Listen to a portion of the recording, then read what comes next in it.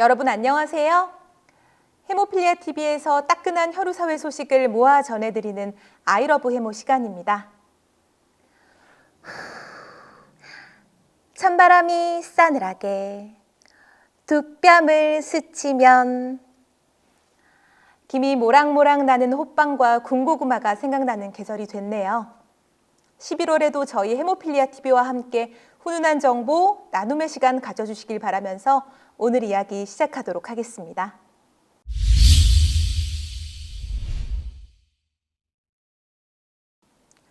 첫 번째로 글로벌 혈우사회 소식입니다.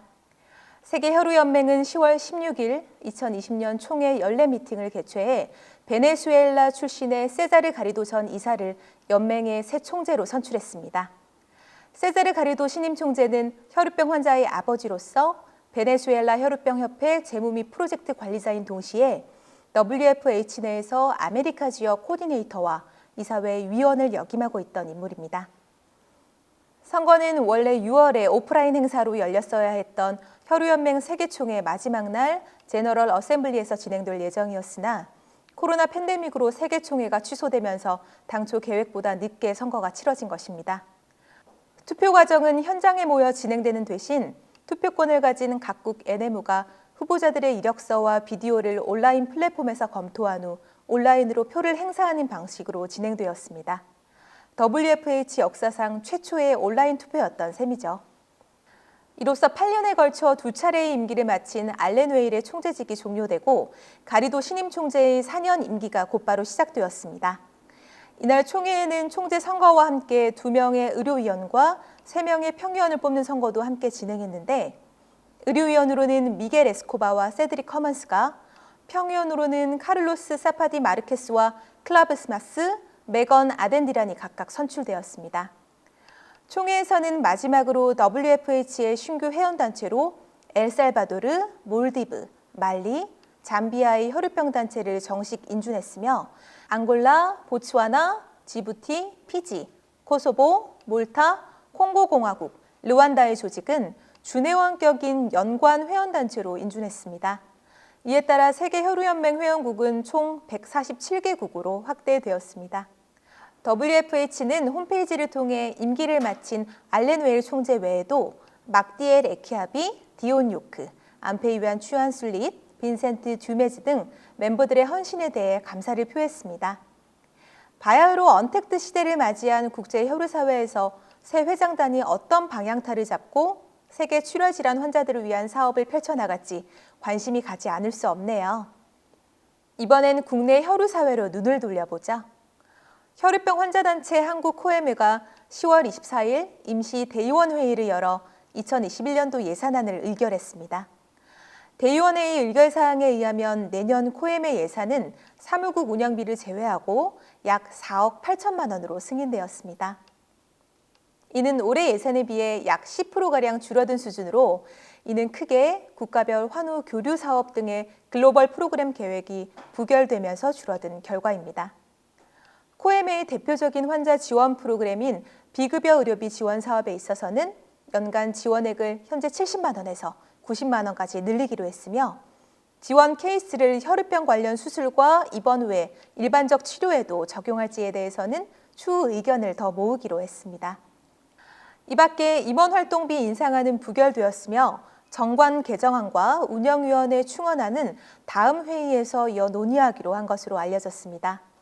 한편 지난 25일 코엠 충북지회는 8개 지회 중 가장 빠르게 지회장 선거를 치렀습니다. 선거에서는 차민준 전 지회장이 단독 후보로 나와 찬성 8표, 반대 1표로 연임하게 되었습니다. 코엠의 지회장의 임기는 3년으로 올해 말 전 지역 지회장의 임기가 만료되어 모두 선거를 통해 선출 예정에 있습니다. 이와 별도로 2년 임기의 지역별 대의원은 내년 말에 선거를 거쳐 결정되게 됩니다. 환자단체 활동에 적극적인 역할을 해나갈 수 있는 혈우 가족들은 코엠의 임원 선거에 관심을 가져보아도 좋겠습니다. 다음 소식입니다. 코엠의 지회별 캠프의 정형이 카라반 캠핑으로 모아지는 것 같습니다. 10월 초 서울 경기지회에 이어 10월 31일 1박 2일로 대전 충남지회도 아산시에 위치한 파라다이스 스파도구 카라반에서 가을 캠프를 진행했습니다. 20가족 약 40여 명의 대전 충남 지역 혈우가족이 함께한 이번 지회 가을 캠프는요, 코로나 여파로 침체됐던 환자단체 활동에 다시 활기를 불어넣으면서도 방역에 최선의 노력을 기울일 수 있는 형태로 진행되어 더욱 의미 있었습니다. 가족 단위 또는 동료 환우들끼리 한 카라반에 배정되어 함께 식사하고 미션을 수행하는 등 회원 간 접촉을 최소화하면서도 카라반 캠핑이라는 설레고도 특별한 경험을 공유했습니다. 캠핑에 참여한 회원들은 카라반별로 멋진 예술 작품을 형상화해 사진으로 찍어 공유하는 지회 미션을 수행했는데요. 코엠, 예술을 담다 라는 주제에 맞게 재미있는 표정과 풍경을 담아 단체 카톡방을 채웠습니다. 그리고 헤모필리아 라이프에서는 혈우병에 대한 건강한 인식을 알리기 위한 국제 캠페인이죠. 레드타이 챌린지도 캠프 현장에서 진행했는데요. 마침 이날이 할로윈데이여서 이에 어울리는 복장과 피켓을 들고 혈우병에 대한 관심을 높이기 위한 컨텐츠들을 촬영했습니다. 이튿날 오전엔 보물찾기 시간이 있어서 어릴 적 추억을 다시 한번 소환할 수 있었고, 아산의 명물이라고도 할 수 있는 온천 스파를 즐기며 행복한 충남 지회 가을 캠프를 마칠 수 있었습니다. 날씨도 추워진 만큼 뜨끈한 온천수에 몸 담그며 즐거운 한때를 보낸 대전, 충남, 세종지회 회원들은 정말 좋으셨겠어요. 더욱 뜻깊은 환자단체 공동체 활동을 앞으로도 기대해 보겠습니다. 올해 혈우사회에 새롭게 선보인 혈우병 치료제들이 한국혈우재단에서의 처방을 위해 의약품심의위원회의 심사를 기다리고 있는 가운데 드디어 11월 중순 재단 약심의 개최 일정이 잡혀 기대를 높이고 있습니다. 혈우재단 관계자는 11월 13일 약심위가 열린다면서 그동안 코로나19로 연기되어 왔는데 심의위원들이 더 이상 일정을 늦춰서는 안 된다는 뜻을 모은 것 같다고 전했습니다. 이번 약심위에는 9인자 반감기 연장 제제인 알프로릭스와 8인자 항체, 비항체 환자가 모두 쓸 수 있는 햄리브라 두 제제가 대상으로 오를 것으로 알려지고 있는데요. 주사 간격을 획기적으로 늘려 혈우병 환자들의 건강과 삶의 질을 개선하는 데 좋은 옵션이 될 것으로 기대되는 약들이어서 반가운 소식이 아닐 수 없습니다.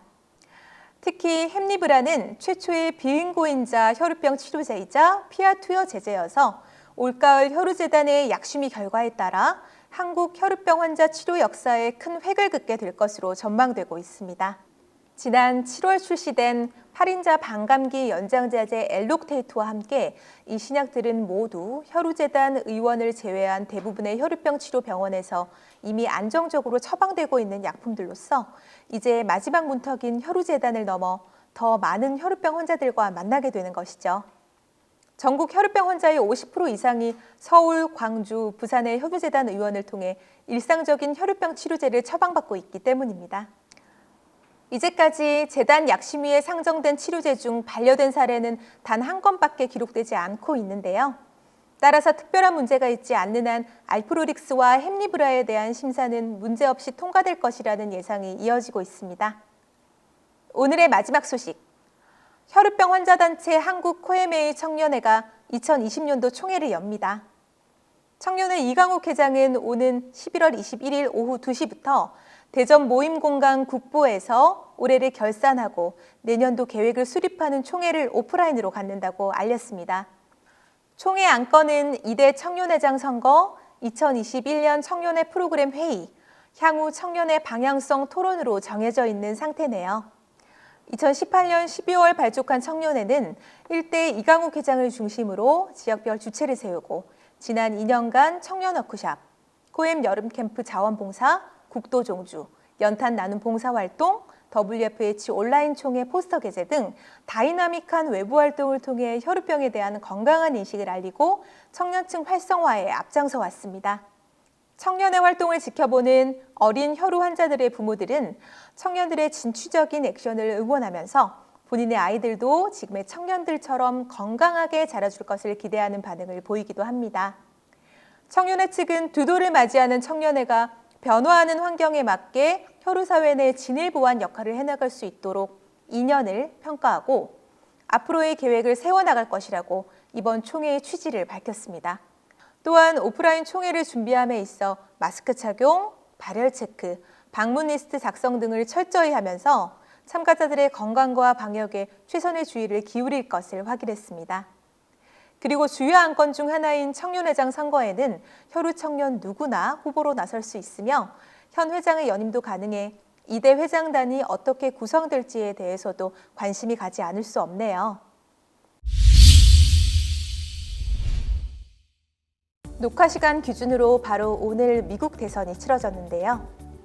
미국 정부의 방향성에 따라 세계 정세와 국제 의료 정책까지도 큰 영향을 받는 게 사실이기에 혈우 사회에서도 큰 관심사가 아닐 수 없습니다.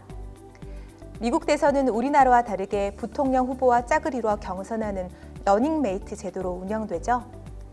대통령 후보에 비해 큰 주목을 받지는 못할 수도 있지만 옆에 함께 걷는 사람이 누구냐에 따라 삶이 크게 달라진다는 점에서 우리가 살아가는 모습과 비슷한 면도 찾을 수 있는 것 같습니다. 여러분의 곁에는 어떤 러닝메이트가 있으신가요? 둘러보시고 이 가을에 그 짝꿍의 손을 다시 한번 꼭 잡아주시길 권해봅니다. 지금까지 아이러브 해무의 김도영이었습니다. 감사합니다.